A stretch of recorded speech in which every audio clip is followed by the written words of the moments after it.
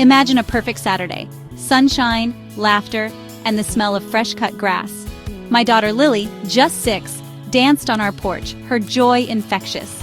We decorated with pinwheels, a cheerful banner, and fairy lights, simple touches to welcome spring. Lily placed her favorite gnome, Gus, by the steps, making our porch her magical garden. My husband Tom and I watched, hearts full, believing we'd found the perfect place to raise our family. We snapped a photo, Lily beaming among the pinwheels, a moment of pure happiness. That picture, meant to capture a memory, would soon become evidence in a conflict we never expected. We had no idea our small celebration would be seen as a violation. We were just a family, enjoying our home, unaware that someone was watching, judging, and preparing to turn our dream into a nightmare. Days later, a crisp white envelope arrived, an official notice from the HOA. We were fined $25 for violating decoration rules, with daily penalties if we didn't comply. Confused, I stared at our porch. Pinwheels, fairy lights, Gus the gnome. What rule had we broken? The letter cited a vague bylaw, no details, just a demand for compliance. It felt aggressive, not neighborly. Tom and I had read the HOA rules, nothing about seasonal decorations this strict. We kept our yard neat, were friendly, and thought we were good neighbors. This felt like punishment for adding a little joy to our home.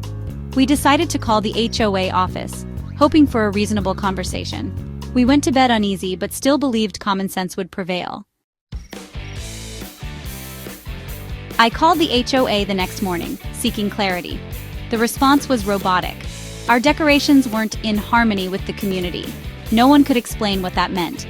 Tom and I scoured the HOA binder.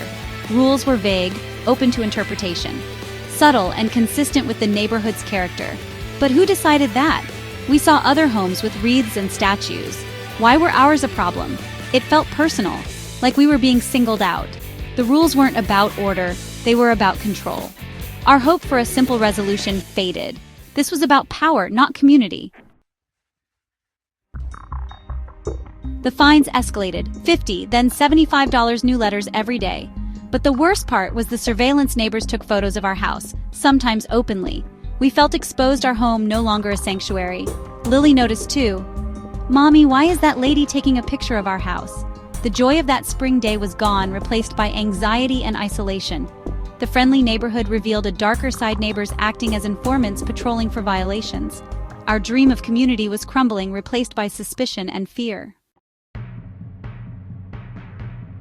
Then came the anonymous letter, typed, unsigned, and cruel. It attacked me as a mother, calling our decorations tacky and accusing me of setting a bad example for Lily. "People like you bring down the whole neighborhood," it read. This wasn't about rules anymore. It was personal, hateful, and terrifying. Someone knew details about our family. Every neighbor became a suspect. I worried for Lily's safety, afraid to let her play outside. The letter was the breaking point. This was harassment, not a dispute. Tom wanted to confront everyone, but I knew that would only make things worse. The poison had spread. We needed a new way forward. After a sleepless night, I realized we couldn't fight this alone. I gathered the violation notices, photos, and the hateful letter, and called the local news. The reporter listened, saw the bigger story, an HOA with unchecked power.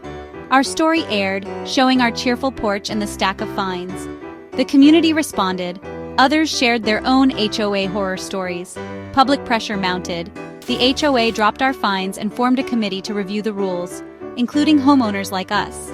By speaking up, we sparked change, not just for our family, but for the whole neighborhood.